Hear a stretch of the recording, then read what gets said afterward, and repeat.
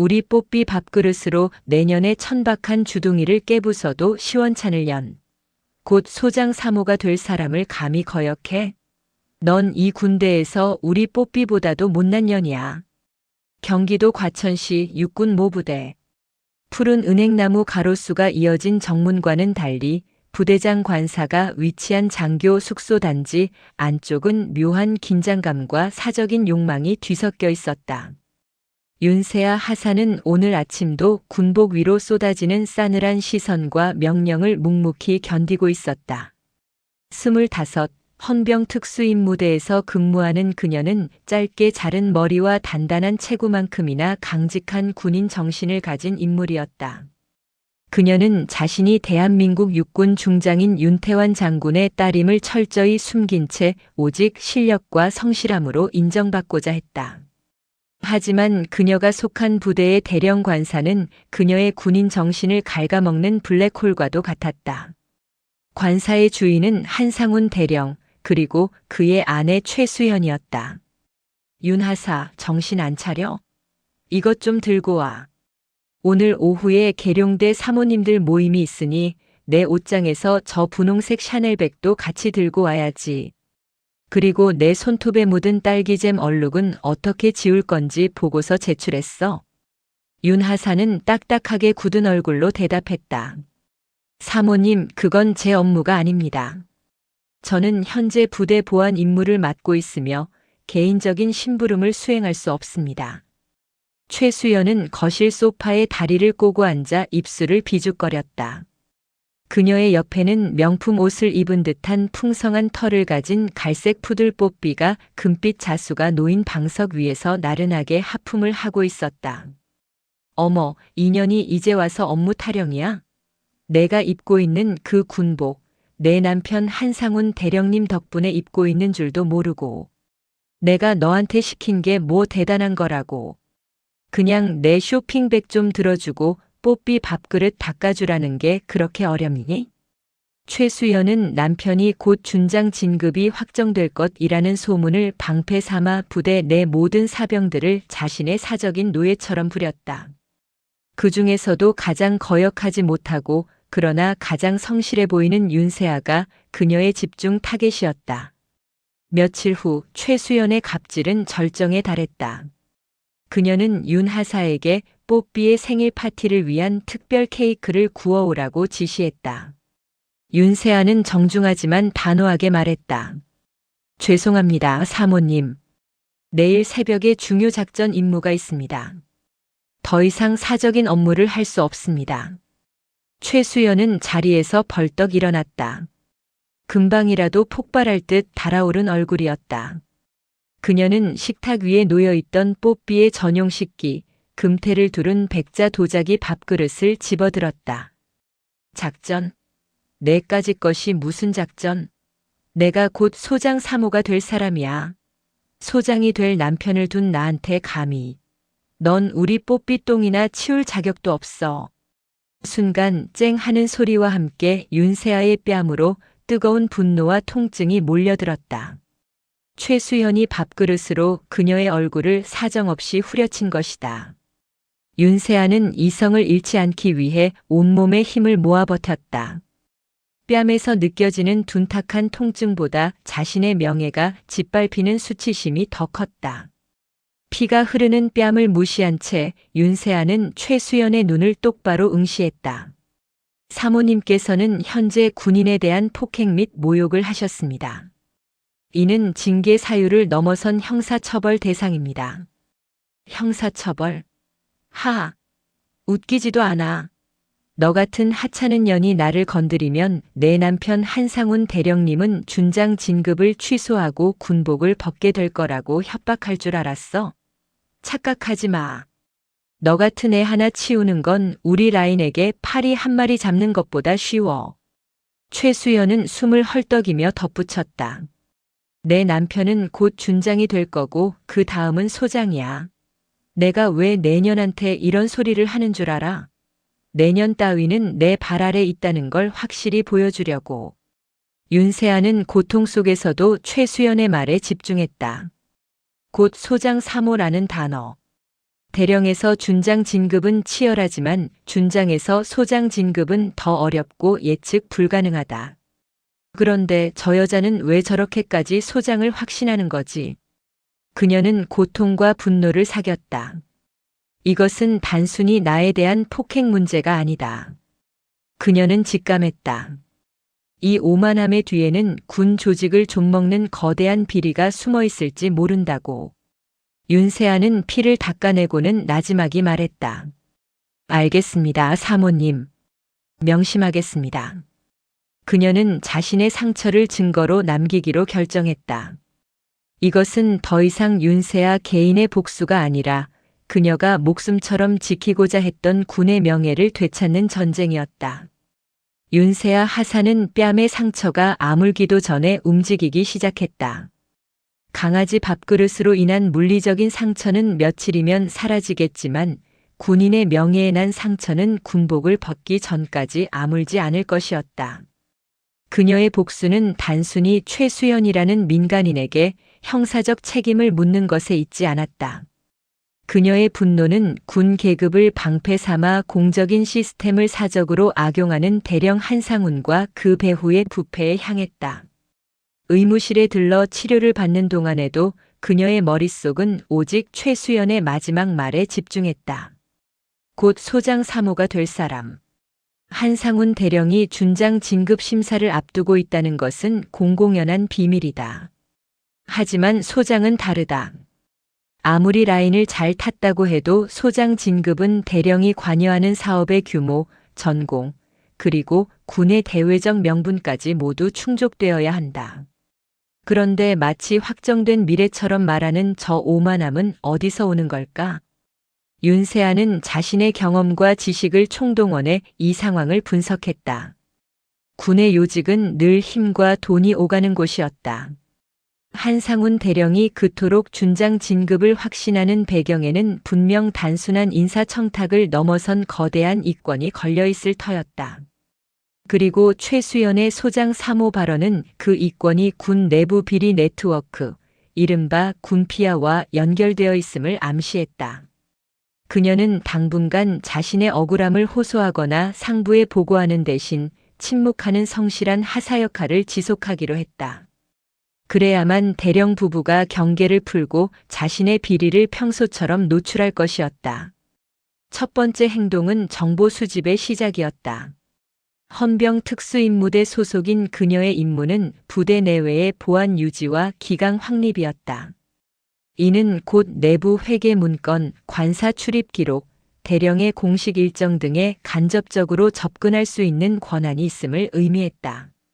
물론 법적인 절차 없이 무단 열람은 불가능했지만 그녀에게는 기록을 보안 점검의 일환으로 확인할 수 있는 명분이 있었다. 그녀는 보안 담당 군무원에게 접근했다. 관사 관리 기록을 포함해 최근 6개월간 대령님의 지휘 활동과 관련된 서류들을 정기 보안 점검 차원에서 검토해야 합니다. 특히 관사 유지 보수 비용이나 업무 외 차량 이용 기록에 대한 부분은 최근 감사 대상이 되기 쉬우니 철저히 확인해야 합니다. 군무원은 감사라는 말에 긴장하며 관련 서류를 내주었다. 윤세아는 밤을 새워 그 방대한 기록들을 꼼꼼히 살폈다. 수상한 지출 내역은 곧바로 눈에 띄었다. 첫째, 관사 유지 보수비 항목이었다. 대령 관사가 위치한 과천의 숙소 단지는 비교적 최신 건물임에도 불구하고 정원 조경 비용과 내부 인테리어 변경 비용이 일반적인 기준의 3배에 달했다. 특히 조경 관리 용역을 맡은 업체가 화목조경이라는 곳이었는데 윤세아는 이 이름이 낯설지 않았다. 둘째, 업무 외적 물품 구매 비용이 군수 물품 비용에 슬쩍 끼어 있었다. 주방 기기 보수 명목으로 결제된 금액 중에는 고급 커피 머신과 고가 와인 셀러의 모델명이 적혀 있었다.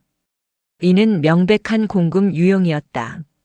가장 결정적인 단서는 대령의 관사 출입 기록이었다. 대령 한상훈은 주말마다 대전 유성구의 특정 숙박시설을 이용했는데 공적으로 처리된 출장 기록은 없었다. 대신 그 기간 동안 화목조경의 대표명의 차량이 관사를 방문하거나 대령이 해당 숙박시설 인근에서 특정 인물과 만났다는 정황이 포착되었다. 윤세아는 화목 조경과 대전의 숙박시설, 그리고 소장 3호라는 최수연의 오만함을 연결지었다. 화목 조경.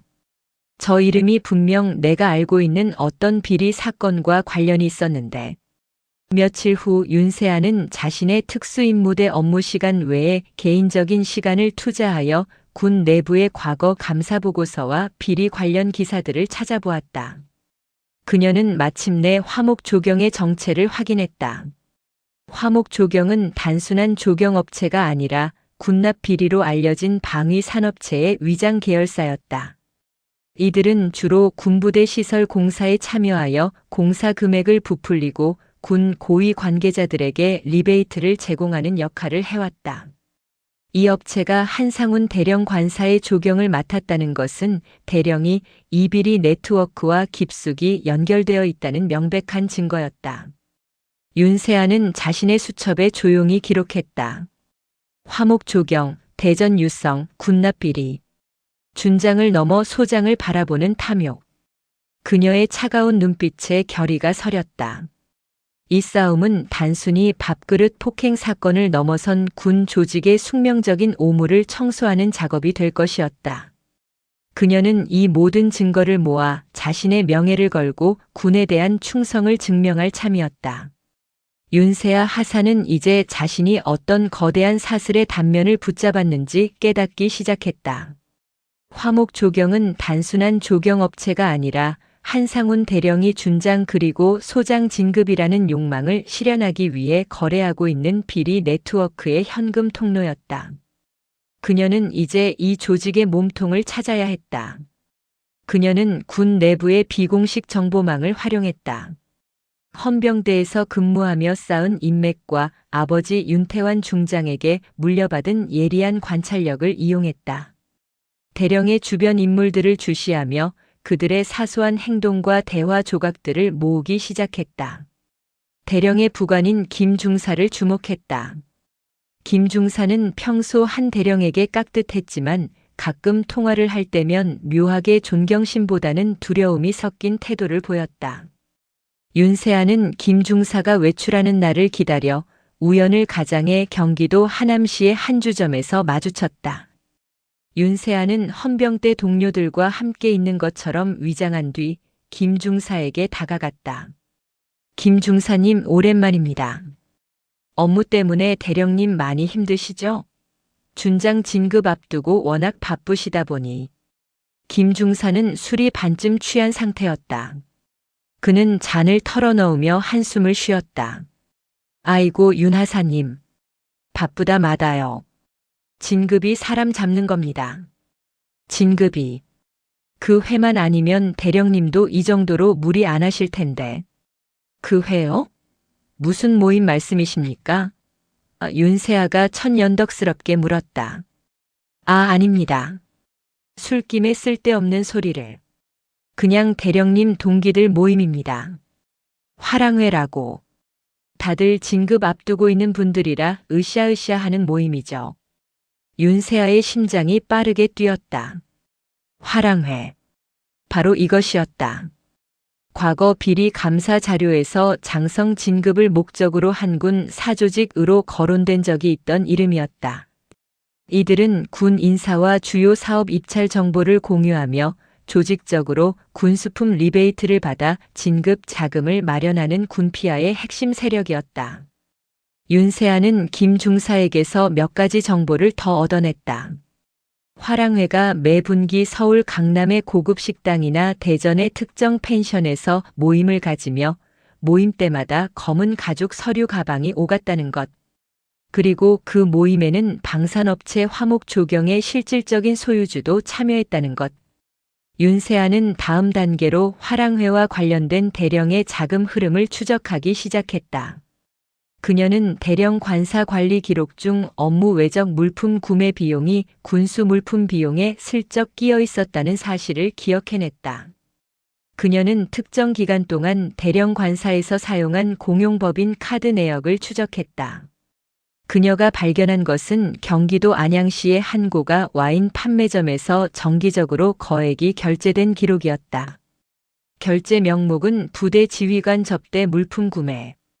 군 부대 지휘관 접대라면 왜 특정 와인점에서만, 그것도 매번 수백만 원씩 결제되는 거지.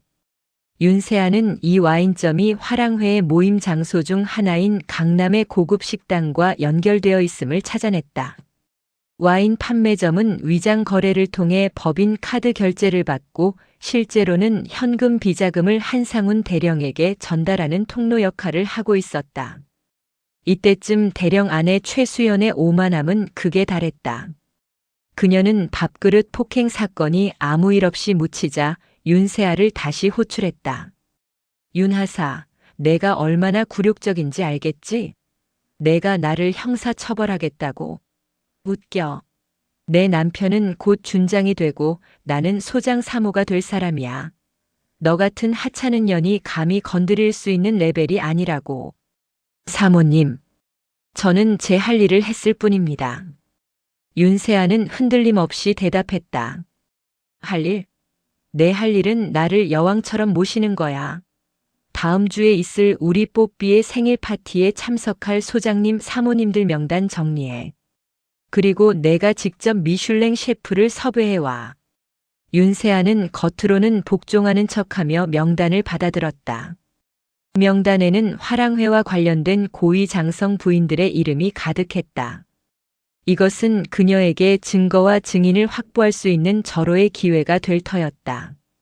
윤세아는 뺨의 통증 대신 가슴속에서 차갑게 타오르는 사명감을 느꼈다.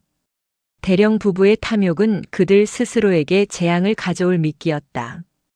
그녀는 이제 마지막 결정적인 증거를 잡기 위한 덫을 놓기 시작했다. 윤세아 하사의 치밀한 증거 수집은 한상훈 대령의 진급을 앞둔 초조함을 극대화시켰다.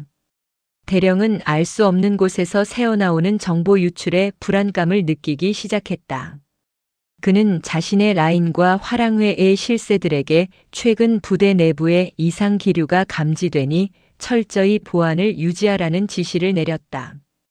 대령은 자신의 오른팔인 김중사를 통해 윤세아 하사의 일거수일투족을 감시하기 시작했다. 김중사는 대령의 지시에 따라 윤 하사의 컴퓨터 사용 기록, 통화 내역, 심지어 휴가 중 행선지까지 은밀하게 보고했다.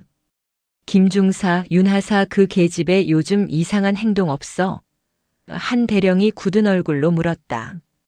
대령님 이상합니다. 윤하사는 평소보다 더 완벽하게 업무를 처리하고 있습니다.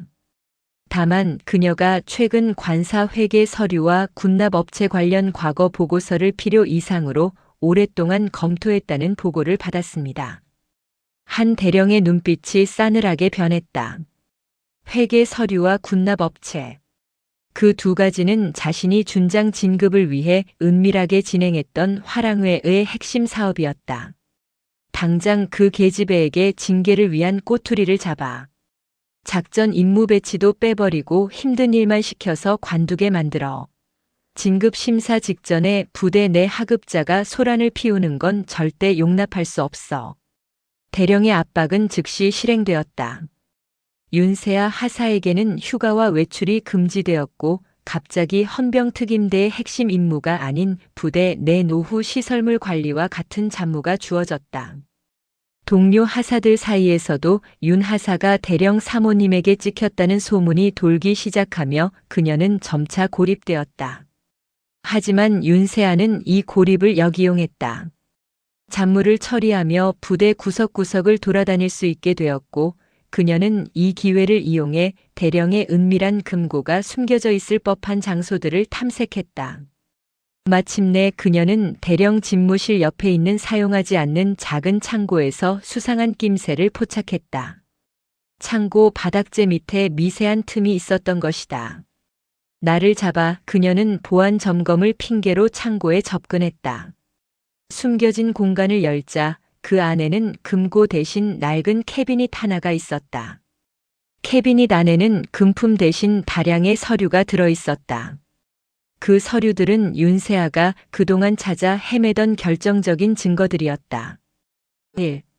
화랑회 회원 명단 및 회비 납부 기록 중장급 2명, 소장급 4명, 준장급 5명 등 고위 장성들의 실명이 포함되어 있었다. 대령 한상우는 가장 큰 액수의 회비를 납부한 회원이었다. A. 무기 도입 리베이트 계약서 사본 화목 조경을 통한 리베이트 금액과 그 돈이 화랑회 회원들에게 어떻게 분배될지 상세히 적혀 있었다. 이 서류에는 한상훈 대령의 친필 서명과 함께 소장 진급 확정 시 리베이트 추가 지급이라는 조항이 명시되어 있었다. 대령 아내가 소장 사모를 확신했던 이유가 바로 여기에 있었다. 3. 대령 아내의 개인 비위 기록 최수연이 관사 물품을 개인적으로 유용하거나 하급자들에게 받은 뇌물성 선물을 기록한 수첩. 윤세아는 떨리는 손으로 이 모든 증거를 고해상도 카메라로 완벽하게 기록했다. 하지만 서류가 너무 방대했기에 이 방대한 원본 서류를 안전하게 빼내는 것은 불가능했다. 그녀가 증거 수집을 완료하는 바로 그 순간 창고 문이 쿵 하고 열렸다. 윤세아 하사. 내년 여기서 뭘 하는 거야? 한상훈 대령이었다. 김 중사의 보고를 받고 직접 달려온 것이다. 그의 얼굴은 분노와 공포로 일그러져 있었다. 그는 윤세아의 손에 들린 카메라를 발견하고 미친 듯이 달려들었다. 감히 내 진급을 망치려 해? 내년 아버지라도 와서 막지 못할 거다. 윤세아는 대령을 힘껏 밀쳐내고 출구로 뛰쳐나갔다. 그러나 부대장 관사 외부에는 이미 대령 측에서 보낸 듯한 사병들이 그녀를 막고 있었다. 윤세아는 자신이 궁지에 몰렸음을 깨달았다. 이대로 잡히면 모든 증거는 파괴되고 자신은 군 형법상 최고 수준의 처벌을 받을 터였다. 그녀는 마지막 남은 힘을 짜내 주머니 속에 위성통신망이 연결된 특수 휴대전화를 꺼냈다. 이 전화는 그녀가 아버지 윤태환 중장의 딸임을 증명하는 유일한 물건이자 위급 상황 시에만 사용하도록 맹세했던 마지막 보루였다. 한 대령이 그녀의 머리채를 잡으려는 순간 윤세아는 짧고 단호한 음성 메시지를 남겼다. 아버지, 저 세아입니다. 모든 증거 확보했습니다. 비상코드는 B. 지금 바로 도움을 요청합니다. 과천 관사입니다. 메시지를 전송한 후 한 대령에게 휴대폰을 빼앗겼다. 대령은 휴대폰을 바닥에 던져 박살냈다. 이제 끝이야. 내년의 모든 것을 여기서 끝내주겠다. 윤세아는 쓰러졌지만 눈빛만은 살아있었다. 그녀는 알았다. 자신이 심은 불꽃이 이제 거대한 불길이 되어 곧 군 조직 전체를 태울 것이라는 것을. 그녀는 아버지의 결단과 군의 정의가 이 상황을 어떻게 심판할지 믿고 기다릴 뿐이었다. 서울 용산구 국방부 청사.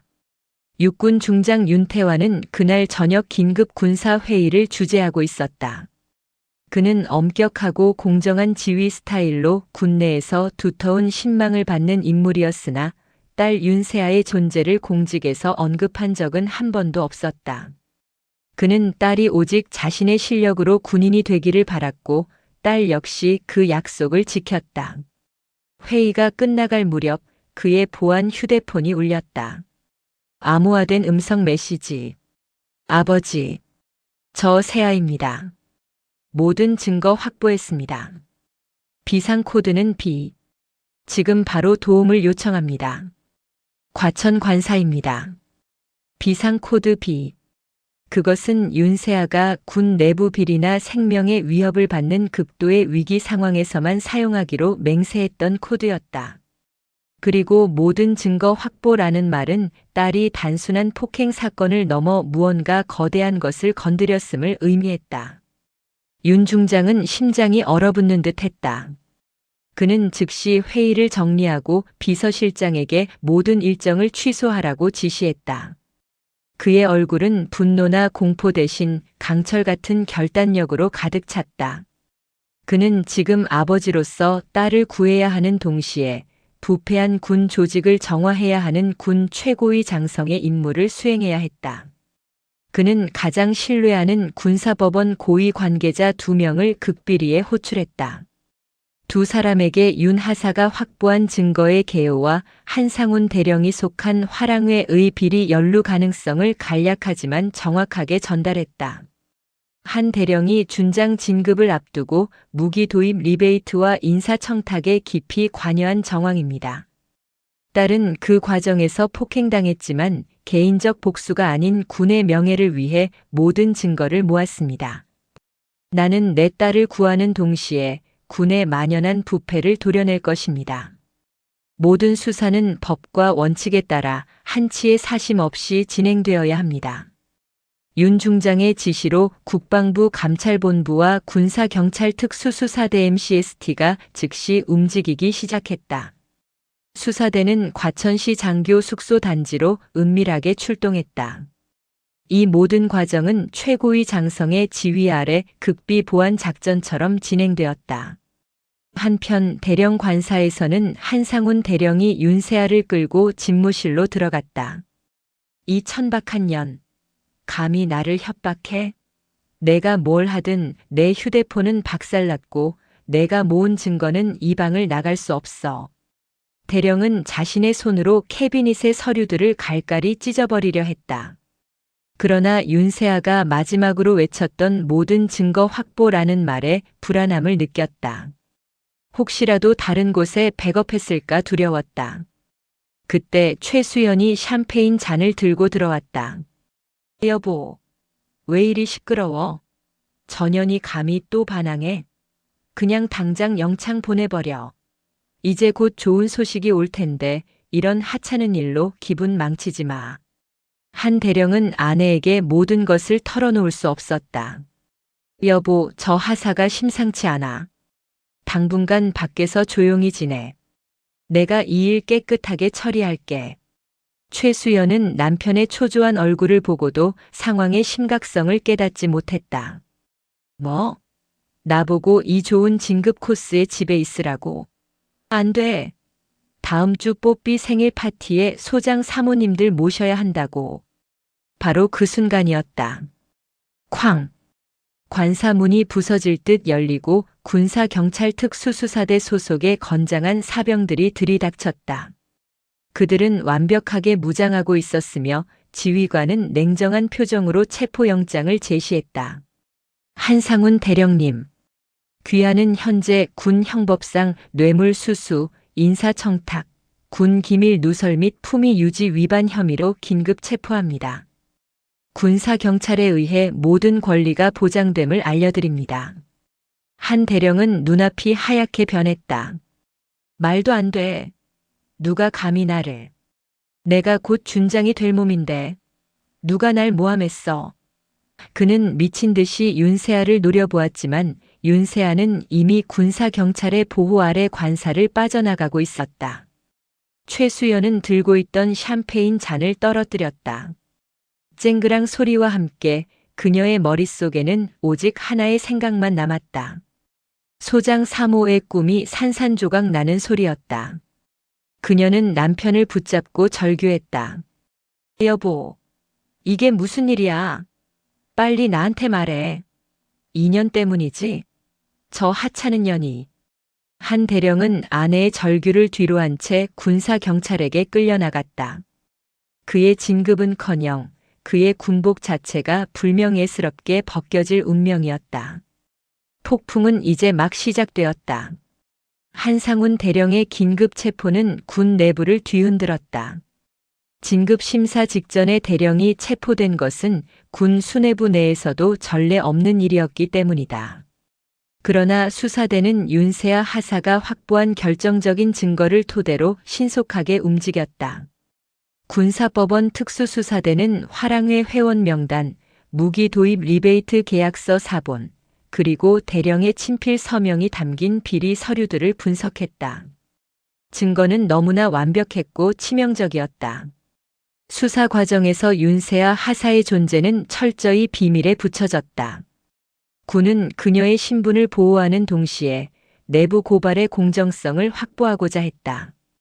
윤세아는 공식적으로 폭행 피해자이자 사건의 최초 목격자로만 알려졌다. 조사실에서 한상훈 대령은 처음에는 혐의를 완강히 부인했다. 이 모든 것은 모함입니다. 제가 진급하는 것을 시기하는 정적들의 음모입니다. 제가 어떻게 이런 리베이트에 관여하겠습니까? 화랑회는 단순한 친목 모임일 뿐입니다. 수사팀장은 대령의 눈앞에 소장 진급 확정 시 리베이트 추가 지급 조항이 명시된 서류와 그의 친필 서명을 내밀었다. 친목 모임이라더니 진급 심사가 아닌 소장 진급에 따른 리베이트 조항까지 있군요.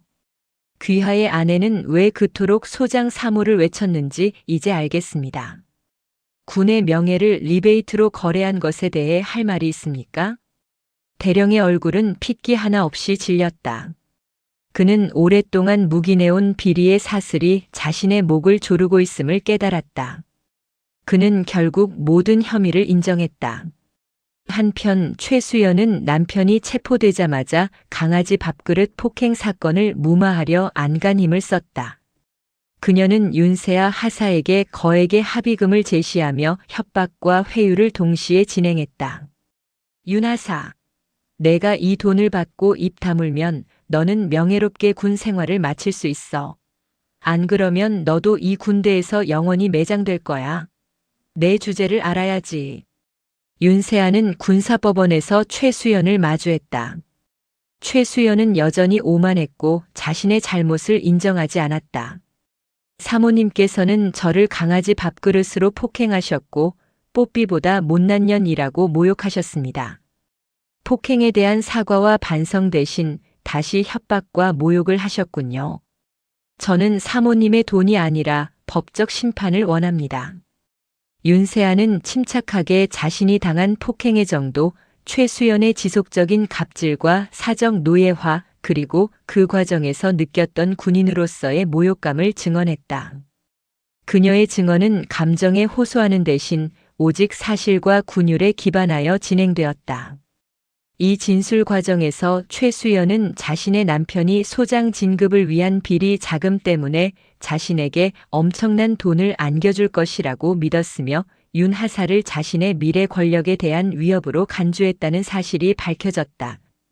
그녀의 오만함과 허영심이 바로 이 사건의 발단이었음이 명확히 드러났다. 군사법원은 한상훈 대령에게 파면 및 중징계를 결정했고 최수연에게는 군인에 대한 폭행 및 모욕죄로 민형사상 최고 수준의 처벌과 피해 보상을 명령했다. 그들의 몰락은 군 내부망을 통해 빠르게 확산되었고 썩은 고름을 짜낸 듯한 시원함이 군 전체를 휩쓸었다.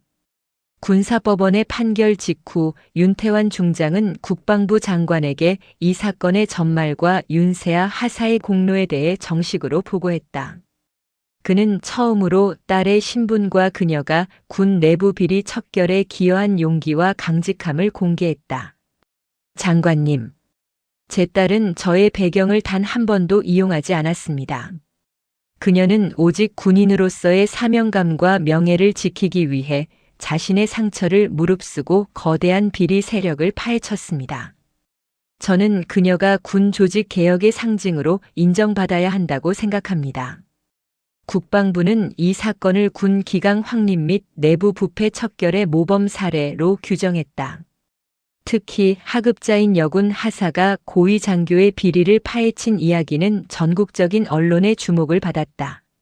언론은 이 사건을 뽀삐와 소장 사모의 몰락이라는 자극적인 제목으로 대대적으로 보도했다.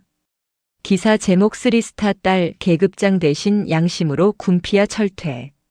윤세아 하사는 인터뷰 요청을 모두 거절하고 조용히 자신의 업무에 복귀했다. 그러나 그녀의 이야기는 순식간에 국민적 영웅담이 되었다. 군인으로서의 명예를 지키기 위해 강아지 밥그릇으로 맞은 수모를 참고 거대한 부패의 사슬을 끊어낸 그녀의 강직함에 국민들은 아낌없는 찬사를 보냈다. 며칠 후 국방부 연병장에서는 윤세아 하사에 대한 표창 수여식이 열렸다.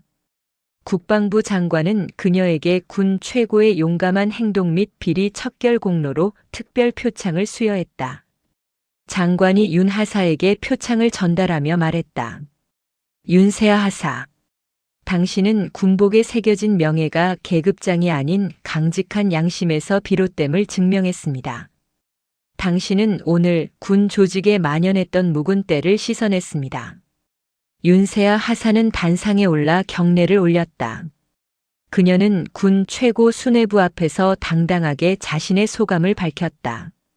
저는 그저 대한민국 군인으로서 마땅히 해야 할 일을 했을 뿐입니다.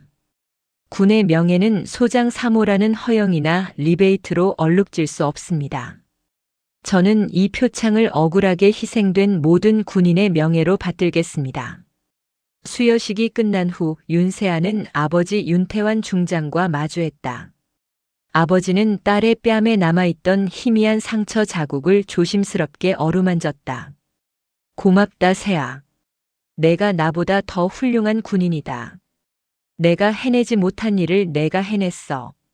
아버지. 저는 아버지의 배경이 아닌 아버지에게서 배운 정의로 이 일을 했습니다. 이제야 제 군복이 깨끗해진 것 같습니다. 윤세아는 한상훈 대령 부부로부터 폭행 피해에 대한 법적 보상을 모두 받아냈다. 그녀는 그 보상금 전액을 군 내부 비리 신고자 보호기금에 기부했다. 모든 것이 종결된 후 윤세아는 새로운 임지로 발령받았다. 그녀는 복잡했던 과천을 떠나 더 넓은 곳에서 자신의 강직한 군인 정신을 펼치게 될 것이었다. 그녀의 이야기는 군 내부에서 강직한 명예의 그림자라는 이름으로 영원히 전설처럼 회자될 것이었다. 썩은 것을 도려내고 새로운 희망을 심은 한 하사의 통쾌한 복수극은 완벽한 승리로 끝났다. 한상훈 대령과 그의 아내 최수연의 몰락은 단순한 형사처벌로 끝나지 않았다. 그들이 꿈꿨던 장성의 권력은 물거품이 되었고 그들이 누리던 모든 특권은 박탈되었다. 이들의 몰락은 군 내부 비리 라인, 화랑회 전체를 겨냥한 대대적인 수사의 서막이었다. 군사법원의 판결은 가혹했다. 한상훈은 군 형법상 최고 수준의 형량을 선고받았다. 뇌물수수, 인사청탁, 그리고 군 기강문란 등의 죄목은 그의 모든 명예를 짓밟았다. 그가 평생을 바쳤던 군 조직은 그를 부패의 상징으로 내던졌다. 수감복을 입은 한상훈은 여전히 현실을 부정하며 미약하게 울부짖었다. 나는 그저 시스템의 희생자일 뿐이다. 모두들 이렇게 하는데 왜 나만? 왜 나만? 그의 분노는 오직 윤세아 하사에게 향했지만 그녀는 이미 그의 손이 닿지 않는 곳, 군의 보호 아래 있었다. 한상훈은 면회를 온 자신의 변호사에게 매달렸다. 최소한 내 아내라도 구해야 해. 준장은커녕 대령으로도 못 죽는다는 사실을 아내가 알면. 하지만 최수연의 상황 역시 처참했다. 그녀는 윤세아 하사에 대한 폭행 및 모욕죄로 징역형의 집행유예와 함께 거액의 민사상 손해배상금 지급을 명령받았다. 특히 윤세아가 받아낸 보상금 전액을 군 내부 비리 신고자 보호기금에 기부했다는 사실이 언론에 보도되면서 최수연은 국민적인 비난의 대상이 되었다. 과천의 호화로운 관사에서 쫓겨난 최수연은 자신의 모든 꿈이 파괴된 현실을 견디지 못했다. 그녀의 유일한 자랑이었던 뽀삐마저도 그녀가 구치소에 수감되어 있는 동안 돌봐줄 사람이 없어 결국 동물보호소로 보내졌다. 그녀는 거처할 곳도 마땅치 않았고 사치를 부리며 친분을 쌓았던 사모님들은 그녀가 짐이 될까 두려워 모두 연락을 끊었다. 최수연은 자신의 오만함이 남편의 모든 것을 파괴했음을 뒤늦게 깨달았지만 그녀의 후회는 진심 어린 반성이 아닌 상실감에서 오는 분노에 가까웠다. 그녀는 여전히 윤세아를 저주했다. 그 하찮은 년이 나한테 한 짓을 봐. 내가 곧 소장 3호가 될 사람이었는데 뽀삐 밥그릇으로 맞은 게 그렇게 억울했단 말이야. 그년의 아버지가 쓰리스타가 아니었다면 내가 저렇게 당했을 리 없어. 그녀는 윤세아의 아버지가 중장이라는 사실을 알게 된 후 모든 비난의 화살을 계급장을 숨기고 복수한 비열한 행동으로 돌리려 했다. 하지만 이미 사건의 핵심은 군 내부 비리 척결이었고 윤 하사가 자신의 배경을 이용하지 않고 오직 증거로 승리했다는 사실은 명확했다. 그녀의 발버둥은 사회적 조롱거리만 될 뿐이었다.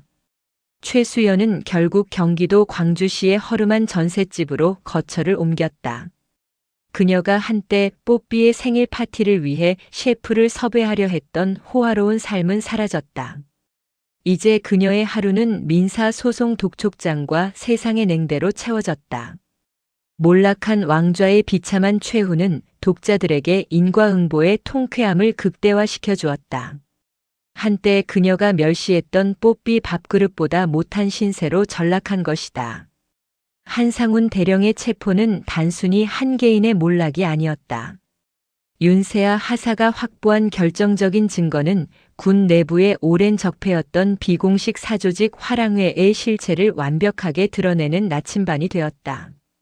군사경찰특수수사대는 화랑회 회원 명단에 포함된 고위 장성들을 대상으로 대대적인 수사에 착수했다.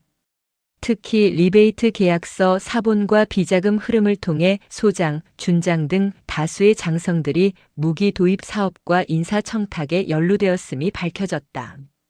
경기도 평택시에 위치한 군수품 보급부대에서도 대규모 압수수색이 진행되었다.